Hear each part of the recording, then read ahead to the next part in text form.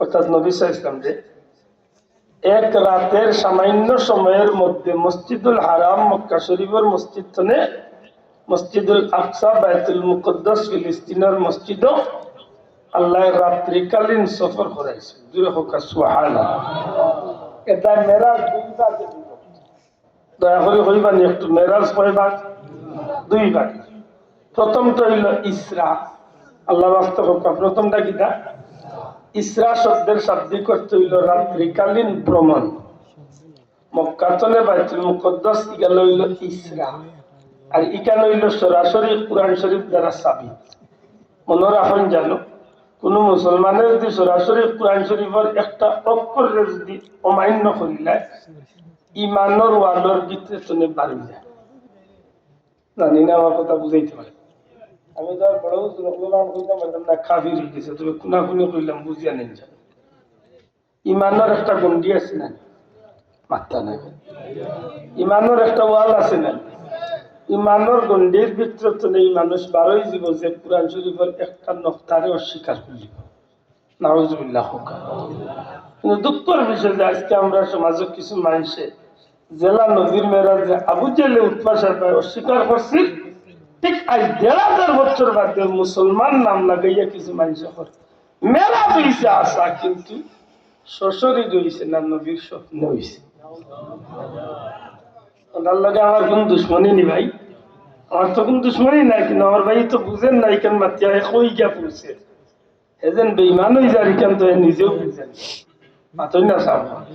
আমার নবীজির মেয়েরা শ্বশুরই রয়েছে না স্বপ্নে হয়েছে? মাতকা বাস্তবে হয়েছে না স্বপ্নে হয়েছে? যদি বাস্তবে হইতো না আল্লাহ এই ঘটনার অত শক্ত করে বর্ণনা করতাম না। ইলা বহুত ঘটনা আছে আল্লাহ তো সহজ ভাবে বর্ণনা করছে। মাত্তা না করছে না? ইউনূস আলাইহিস সালাম রে আল্লাহ একটা অমাবস্যার অন্ধকার, এর মাঝে মাছের পেটের অন্ধকার, মাছের আরেক মাছে খাইছে হি মাছের পেটের, এর বাদে কয়েক 1000 ফুট পানির লেয়ার নিচে হন্তনে আল্লাহ উগলাইয়া আনিয়া জমিনের পিঠে হযরত ইউনূস আলাইহিস সালাম রে ফিরাইয়া দিলা। এই ঘটনা তো কুরআন শরীফে আছে। আহসানুল কাসাস ইউসুফ আলাইহিস সালামের ঘটনা আটত তো কুরআন শরীফে আছে। কোন ঘটনা তো আল্লাহ অত শক্ত অবস্থান গেছে না। মেরাজের ঘটনা আল্লাহ শুরু করতে হইরা সুবহান। আমি সেই সত্তা যে সত্তা পুত পবিত্র। আব্দুল্লাহ খান পবিত্র পবিত্র নাই। আমি তো ভাই কোন সময় অপবিত্র হইতে পারি? মাত্তা না আপনার। আপনি আমি অনেক সময় পেশাব করিয়া পানি লইনাতে তো অপবিত্র হইত মাতকা ভাই। আমরা শরীরের নাজাসত নাপাক লাগলে আমরা অপবিত্র হইতে পারি না? পারি। আল্লাহর কি এই ধরনের কোন অপবিত্রতা হওয়ার কোন আশঙ্কা আছে? মাতকা আল্লাহর কি কোন জাতের খাদ্য বস্তুর প্রয়োজন আছে? ঘুমানির দরকার আছে? আপনি আমি গাইলে তো অজু যায়। আল্লাহ তো ঘুমাইল না। আল্লাহ পবিত্র এটা কি তার ভাগ? দেখেন আল্লাহ কইলে আমি মহাপবিত্র। আল্লাহ বুঝাইতে চাইছেন দুনিয়ার মানুষ, দুনিয়ার মানুষ যে বিষয় অক্ষম, আমি জগতের আল্লাহ, আমি আল্লাহ কোন বিষয় অক্ষম না, আমি সব ধরনের অক্ষমতা থেকে আমি আল্লাহ পবিত্র। না বাবা এনজুরে হোক সুবহানাল্লাহ। আমার কথা বুঝা গেছে? আমি আল্লাহ সব ধরনের অপারগতা অক্ষমতা থেকে পবিত্র। আশা করি হোক আছেন গোটা পৃথিবীর মানুষ জমাইয়া একটা ফল বানাইবার ক্ষমতা আছে। একটা দান, এক গ্লাস পানি, একটা বড়ই, কিছু বানাইবার ক্ষমতা নাই তো। আপনার যখন আছে আমি কই নকল। আপনি ভাইবা বাজারও আলহামদুলিল্লাহ খান্দাত গেলে সিলেট জিন্দাবাজার বন্দরবাজার ভাইবা আপেল গাছে বাকিয়া লাল হয়ে গেছে, কিন্তু এগুলি কোন ছাগলেও মুকুল হইত না। মানুষ তো তোর কথা ছাগলেও মুকুল হইত না, লইলে দিতে পারে তুত কইয়া ফেলাইত। কারণ এগুলো নকল। আতকা এগুলো কি দা নকল। আমার আল্লাহ যে বড়ই ধরাইন, আল্লাহ যে আঙ্গুর ধরাইন, আল্লাহ যে আপেল ধরাইন, আল্লাহ যে দান ধরাইন, ইলা একটা দান বা একটা ফল বানাইবার ক্ষমতা জগতের জোর আছে। একটা তরিতরকারি বানাইবার ক্ষমতা কেউ আছে নাই। গোটা জগৎবাসী ব্যাপারে অক্ষম। দয়া করে হোক আমার লোকে কথা, গোটা জগৎবাসী বিষয়ে অক্ষম, কিন্তু আমার আল্লাহ সক্ষম। হোক আমার আল্লাহ এই ব্যাপারে অপারগ্নি। সারা পৃথিবীর বিজ্ঞানী হল জমাইয়া পারছেন একজন মানুষ বানাইতা কত পলিসি এপ্লাই করা। গত কয়েক বছর আগে আমরা দেশে আইছিল রোবট সুফিয়া, নাম শুনছেন না? রোবট সুফিয়া কত শত কোটি টাকা ব্যয় করি এগুলো বানাইছে। ও আল্লাহ, ইকে বুঝিল মারতে পারে, আটতে পারে, আসতে পারে। আমি হইলাম মিয়া হইলাম বলে আল্লাহ আমার বাসাতে একদিন আনিস আমার গুরু বাচ্চাগুলো কইম আব্বু অগুর ঘরের দিকে লাইনে চাষিলা দেখলে মিনিট ডাক্তার সারা পাওয়ার যাই বুঝি লাইনের সব দুই টুকরা হইল শেষ কয়েকশো কোটি টাকা। আর তুই না বাসা আমার আল্লাহর লোকে কেউ পারার কোন সুযোগ আছে? ইন্নাল্লাহ আলা কুল্লি শাইইন কাদির। সময় তো হাজিরি, গোটা জগতের মানুষ না, কেবল গোটা সৃষ্টি জগৎবাসী যে বিষয়ে অক্ষম, আমার আল্লাহ সব ধরনের অক্ষমতা থেকে পবিত্র। ও আল্লাহ হইরা তোমরা মেরাজের কথা শুনিয়া হইতে পারে এটা কিভাবে সম্ভব? হ্যাঁ, মানুষের লাগি সম্ভব না, কিন্তু আমি আল্লাহর লাগি কান গোটানি সম্ভব। মাতুকা কেন একটু বাঙ্গি তোকে বুঝলা। মক্কা শরীফ তো নেই, বাইতুল মুকদ্দাস ফিলিস্তিনের মসজিদ, নবীর জমানার যাইতে লাগতো পাল্লা একটা উঠে লাগতো 1 মাস। যাইতে যদি 1 মাস লাগে তো নিশ্চয় আইতে আর মাতুকা চাও যাইতে 1 মাস, আইতে 1 মাস, কয় মাস থাকলে তো আর ই দিন হিসাব আল্লাহ, শুধু যাওয়াই আবার 2 মাস। এই জমানাত মানুষ 4টা জিনিসে চলতো। একটা হইলো ভাবে চলতো, একটা হইলো গাদায় চলতো, আর একটা হইলো গুড়ায় চলতো, আর একটা হইলো উঠে চলতো। গুড়ায় গেলে তো আগুন যাওয়া যাইতো বলে গুড়া নেওয়া যায় না লং জার্নি, কারণ গুড়ার পেটও লাগে বেশি, পানিরও পিয়াস লাগে। আর উঠ যদি লং জার্নির লাগে 15-20 দিন 1 মাসের জার্নির যাইছি, তো উঠোর এক কাইসরা তৈল আল্লাহ তারে এইলা ধৈর্য শক্তি চেয়ে উপাসও করতে পারে। আর বার হে যদি পানি খাইলায় একদিনে তার ভিতরে রিজার্ভ ট্যাঙ্কি আছে, 15 দিনের বানিয়ে লোকে লই দিত। সুবহানাল্লাহ। আল্লাহ দিলে ইউটোর ই গুণ থাকার কারণে লং জার্নি মাস 1.5 সফর বার হইলে মানুষে উঠলুইয়া বাড়িত, কিতা লিয়ে বাড়িত উঠলুইয়া। এটা লেখছেন মুফাসসিরিন ইকরামে, বালা একটা উঠে লাগতো যাইতে 1 মাস, আইতে 1 মাস, তো হইল কয় মাস? 2 মাস। আর আল্লাহ কইরা 1 রাত কুর সামান্য সময় করবিতে, শব্দটা হইল লাইলান, 1 রাত্রি না, 1 রাত্রির সামান্য সময়। সামান্য কত সময়? আপনি দরিয়া নৌকা 5 মিনিট, 10 মিনিট, 1 ঘন্টা, দরিলে তো 12 ঘন্টা, তো সারা রাইতে তো সামান্য। এর বাজে তো আর কইতে পারতাম না, বুঝলে আগে হইছে কত পানি বাকি। 12 ঘন্টাতে রাই আপনি সামান্য হল তো কত আনতো, তাহার নাই সামান্য সারা রাইতে। আল্লাহ কিন্তু কই যায় 1 রাত কর সামান্য সময় করবিতে আমি আল্লাহ আমার বান্দারে, ই বান্দাকে নবীজি দয়া করে কথা, ই বান্দাকে আল্লাহর হাবিব সাল্লাল্লাহু আলাইহি আমি আমার বান্দারে 1 রাত কর সামান্য সময় করবিতে মক্কার মসজিদ, মসজিদে হারাম তো না, মসজিদুল আকসা ফিলিস্তিনের মসজিদে আমি আল্লাহ ইসরা নামায়ান বুঝিয়া তাহলে জুড়ে হোক সুবহানাল্লাহ। পয়লা হোক কথা বুঝছই, কারণ এখান বাল্লা করি মাথা দাঁড়াই দিব। ও কারণে আজকে ফেতনার যুগে ইমান লুটার লাগে মানুষের বহুত জাতর পদ্ধতি বার, এটা কিন্তু ইমানের ব্যাপার। আবু জেহেলের তো বেড়া ও জায়গা তো লাগছিল, এই অতদিনে বুঝলাম যে মোহাম্মদ ঠিক একজন নাউজুবিল্লাহ। ওই এক আবু জেহেলে মক্কার বড় বড় কাফির ডাকিয়া তো লাগরে উনরে উন অতদিন আমি ওটা মাতি যাম, আমার সব মাত পালাই তো আইস দেখো ইয়া মোহাম্মদ পাগল দিলে নাউজুবিল্লাহ কইতা নাই। বড় বড় কাফির হলে এখন কিতে হয়েছে নেতা, কিতা হয়েছে মারাই যান আপনি মক্কার করে আপনি মোহাম্মদ ইবনে আব্দুল্লাহ কিতা হইলেন। এই সময় নবীজি মেরাজর আলোচনা করলা, তো নবী হইরা যে গত রাইত আমি আল্লাহর হুকুমে মক্কাতনে মসজিদে আকসা, অন্তনে 7 আসমান, এর বাদে সিদরাতুল মুনতাহা, বাদে নূর 70,000 পর্দা, এর বাদে লামাকাম, এর বাদে নূর সমুদ্র, এর কত হাজার কোটি মাইল উপরে আল্লাহর আরশে আজিম, আল্লাহর লগে দেখা করিয়া কামা কাবা কাউসাইনি আও আদনা, আল্লাহর একটিবারে নিকটবর্তী হইয়া, আল্লাহর লগে সাক্ষাৎ করিয়া, আল্লাহর লগে আলোচনা করিয়া, জান্নাত জাহান্নাম বিভিন্নতা দেখিয়া, এর বাদে 50 নমাজ লইয়া 6 নম্বর আসমান তুনে আর 9 বার গেছি আর আইছি, মুসা আলাইহিস সালামের কথা অন্তনে বিরিলুর এটা সারাটা শেষ করিয়া আরবার মসজিদে আকসা হইয়া আরবার আমি যে করে আসলাম ও রাইতের ভিতরে আল্লাহ আমি নবীর অর্থ থাকো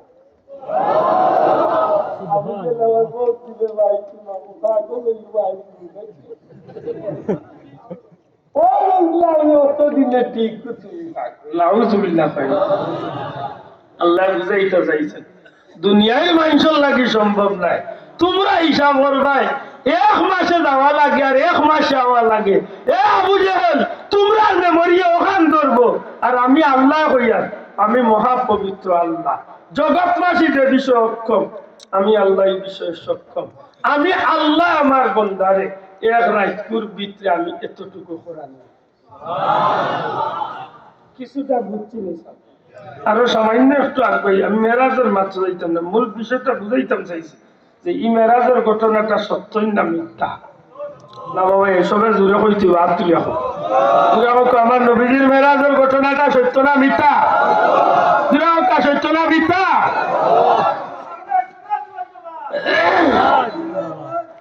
ভাই এখন ইমান এমন এক নিয়ামত, এই নিয়ামতটা হইল বিত্রর জিনিস। সুবহানাল্লাহ, কিন্তু বিত্রর ব্যাপার। বাহ্যিক দৃষ্টিতে বহুত মানুষের লেবাস আছে মুসলমানি, মুসলমানি লেবাসের নাম ইমান নাই।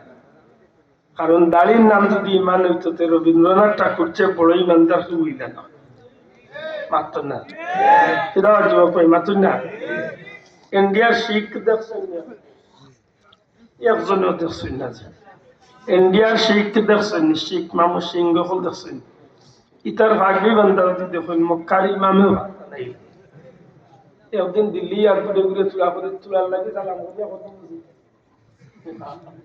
একটা মাথা তাই দেখবো মামু তো আসলটা ইয়া আমার পেটে দাঁড়িয়ে আর যা সুন্দর ভাগ্য। আমার ভাই যখন বন্ধু বাল্লা করি বিষয়টা বুঝার ব্যাস নবীজি ফরমাইরা 26 রজব দিবাগত রায় এশার নামাজ পড়িয়া উম্মে হানি মতান্তরে কাবার হাতিম মতান্তরে উম্মে হানির গোড়া আমি নবীজি তন্দ্রাচ্ছন্ন অবস্থায়, নবীজি ঘুমাইছেন না, সজাগও নাই ঘুমও নাই, আমরা সিলেটি ভাষা করে উঙ্গানি জানি না কিতা বুঝছেন কিনা, উঙ্গাইনি মাতকা আপনি ডাকাত ডেইরা গাড়িয়ে মোটামুটি আর সন্ধি পার হয়ে গেছেন, মোটামুটি জ্ঞান ঠিক আছে, কোন রকম খালি আলামিন হোটেল পর্যন্ত গেছেন, রোগালাত এইবাদি চোখ লাগে না হোক ইবাদি সারা এন্ডিমেন্টর চিল্লানি উন্দাই খালি বৈরব বৈরব বৈরব বৈরব আওতাও কি গে জানাসির বেসের আওতাও খানো মানে পুরা ঘুম ও জাগর নাই। নবীজে হয় না আমি ঘুম আর জাগর মাঝামাঝি অবস্থায়, এমতো অবস্থায় জিব্রাইল আমার গরু হামাইলা। গরু হামানির বিষয়টা ব্যতিক্রম, দুনিয়ার মানুষ গরু হামাইতে সাধারণত দরজা দিয়ে হামাই মাতকা, জিব্রাইল আইলে দরজা দিয়ে আইন, কিন্তু আজকে গরু হামাইলা গরুর সাত ফাটাইয়া। সুবহানাল্লাহ হইছে না? ও হামানিয়া বুঝা যায় আজকে গরুর ভিতরে প্রবেশ করাটা ব্যতিক্রম, যেহেতু বুঝাইতে চাইছেন যে আজকের এই বিষয়টা নিশ্চয় অন্যান্য বিষয়ের চেয়ে ব্যতিক্রম হইব। জুড়ে হোক সুবহানাল্লাহ, আশ্চর্য। নবীজি ফরমাইন আমার জিবরাইল উঠাইল, উঠানি বহুত লম্বা মারতাছে, আমি নামাইতাম না, উঠাই আমার লিয়া গেলাম মক্কা কাবা ঘরের সামনে জমজম কুফর কিনারা নিয়া জিবরাইলে আমার ওপেন হার্ট সার্জারি করলাম, একটা যখন বাইপাস অপারেশন।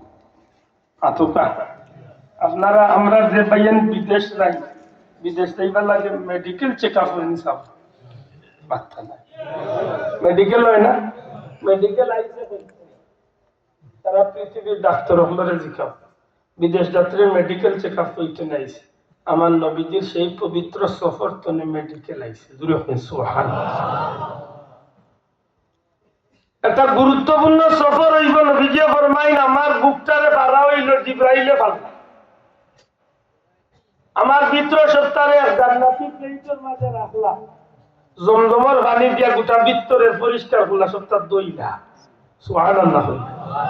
এর বাদে আরবার সেট করলা, জিব্রাইলে আরবার তার হাত দিয়ে আমার বুকরে লাগাইয়া দিলা। এমন এক ব্যতিক্রম ধর্মী অপারেশন, যে অপারেশনে নবীজির কষ্ট হইল না, যে অপারেশনে নবীজির রক্ত বার হইল না, যে অপারেশন বাদে নবীজির বুকুর মাঝে কোনো সিলাই বা খাটার কোনো দাগ হইল এখন আপনার বিবেক আমার প্রশ্ন, এটা কিভাবে সম্ভব? সুজার জবাব হইল, মানুষের দ্বারা এই ধরনের অপারেশন অসম্ভব, কিন্তু আমার আল্লাহর দ্বারা আমার আল্লাহর দ্বারা বিশ্বাস করি তো ওটার নাম ইমান। সুবহানাল্লাহ। শেষ আগে আমার মূল উদ্দেশ্য, নবীজির আল্লাহ এখানে মেরাজ করাইলা। আজকে আমি বড় আশা করি বুঝছি ও বিষয়টা আপনারা মাথার দিতে, কারণ জীবনে মেরাজের ওয়াজ শুনছেন এইটা কোনো নাই, সবে বুঝছেন। আমার মূল উদ্দেশ্য না মেরাজের আলোচনা করা, শুধুমাত্র ওখান তাই বাঁচতাম সেই যে নবীজির আল্লাহ মেরাজ করাইলা, না করাইলে হইতো না।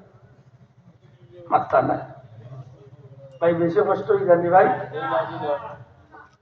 একটু দুরূদ পড়ুক, আল্লাহুম্মা সাল্লি আলা সাইয়্যিদিনা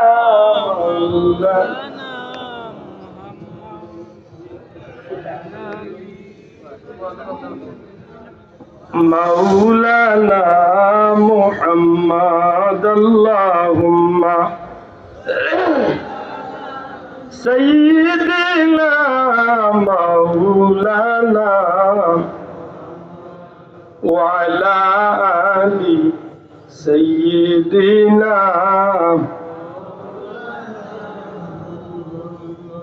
পয়দা হইয়া দয়াল নবীজি না দেখিলেন বাবার মুখ, 6 বৎসরের কালে নবীজি হারাইলেন মায়ের বুক। আল্লাহুম্মা সাইয়্যিদিনা মাওলানা ওয়া আলা আলি সাইয়্যিদিনা। আমার ভাই হল দুনিয়ার জমিনের মাঝে আল্লাহ 1 লক্ষ মতান্তরে 2,24,000 পয়গাম্বর ফেলাইছেন। সমস্ত পয়গাম্বর আল্লাহ পাঠাইছেন একটাই উদ্দেশ্য, এই জমিনের মানুষে হেদায়েতের বাণী শুনাইয়া জাহান্নাম থেকে বাঁচাইয়া জান্নাত লইয়া যাইবার লাগি। সুবহানাল্লাহ। রহমাতুল লিল আলামিন নবী আদু যাহারে আল্লাহ এই জমিনের মাঝে সর্বশেষে পাঠাইলা, কিন্তু নবীজির জীবনটা আছে জমিনের মাঝে মাত্র 63 বছর। আল্লাহ আস্তে কয় বছর? 63 বছর। এই 63 বছরের জীবন পরওয়ারদিগারে আলমের পক্ষ থেকে সমস্ত নবী রাসূল হলরে যেভাবে আল্লাহ পরীক্ষা নিছেন, আমার নবীজির এই 63 বছরের জীবনেও আল্লাহ পরীক্ষা নিছেন। সমস্ত নবী রাসূল হলরে আল্লাহ পরীক্ষার বাদে রেজাল্ট দিয়া যে পুরস্কার দিছেন, এই পুরস্কারটা দিছেন আল্লাহ দুনিয়ায়। কোন নবীর আল্লাহ তার পবিত্র দরবারে ডাকাইয়া নিয়ে দিছেন না, কিন্তু একমাত্র আপনার আমার নবী নবিয়ুল আম্বিয়া রহমাতুল লিল আলামিন নবী কামলিওয়ালারে আল্লাহ জমিনও পরীক্ষা দিছেন, কিন্তু পরীক্ষার ফল আল্লাহ তার হাবিবরে আল্লাহ জান্নাতে আল্লাহর পবিত্র আরশে আজিমের মাঝে ডাকিয়া নিয়ে আল্লাহ খুশি করিয়া বিদায় করছো।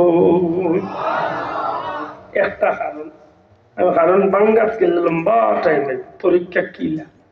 2 নম্বর কারণ হইল দুনিয়ার জমিনের মাঝে যুগে যুগে যত মানুষ আইছে আর কিয়ামত পর্যন্ত আইব, প্রত্যেক মানুষের মাঝে কোনো না কোনো বিষয়ে মানুষের প্রতিযোগিতা করিয়া মর্যাদার শীর্ষস্থানে গিয়া পৌঁছে। আমার মাথার কঠিন হইল কইবা, আমি চেষ্টা করবো যত সহজ ভাষা। দুনিয়ার যত যুগের যত মানুষ আইছে আর আইব, সব মানুষের সব যুগের মানুষের মাঝে প্রত্যেকটা বিষয়ে মানুষের একটা সম্মানের শেষ ঠিকানাটা। ডাক্তার হিসাবে একজন মানুষ শ্রেষ্ঠ ডাক্তার, মাতুকা চাও। বিজ্ঞানী হিসাবে একজন মানুষ শ্রেষ্ঠ বিজ্ঞানী। মাস্টার হিসাবে একজন মানুষ শ্রেষ্ঠ মাস্টার। পৃথিবীর মাঝে রাষ্ট্রপ্রধান হিসাবে যুগে যুগে যত রাষ্ট্রপ্রধান আছেন তোর মধ্যে দুনিয়ায় তৎকালীন সময় যে সময় যে নাই এই সময় করে একজন শ্রেষ্ঠ মাতুকা। ইনসাফওয়ালা হিসাবে মানুষ শ্রেষ্ঠ হয়, মানবতা দরদি হিসাবে মানুষ শ্রেষ্ঠ হয়, দুঃখী মানুষের খবর নেওয়া হিসাবে মানুষ শ্রেষ্ঠ হয়, আদর্শবাদী হিসাবে মানুষ শ্রেষ্ঠ হয়। এক কথায় মানব জীবন দুনিয়ায় জমিন মানুষের জিন্দগি চালাইতে গিয়া যতটা দিকে মানুষ শ্রেষ্ঠত্ব অর্জন করিয়া আল্লাহর খুশি অর্জন করে, প্রত্যেকটা শ্রেষ্ঠত্বর দিকে চিন্তা করলে দেখা যায় কোনো না কোনো যুগে এক একটা মানুষ এক এক দিক থেকে শ্রেষ্ঠ বনছে। আজকের পৃথিবীর ডাক্তার যতজন আছেন তারার মাঝে বাসা ডাক্তার একজন, ওয়ার্ল্ডের সেরা ডাক্তার একজন আছেন। বুঝিয়া তাহলে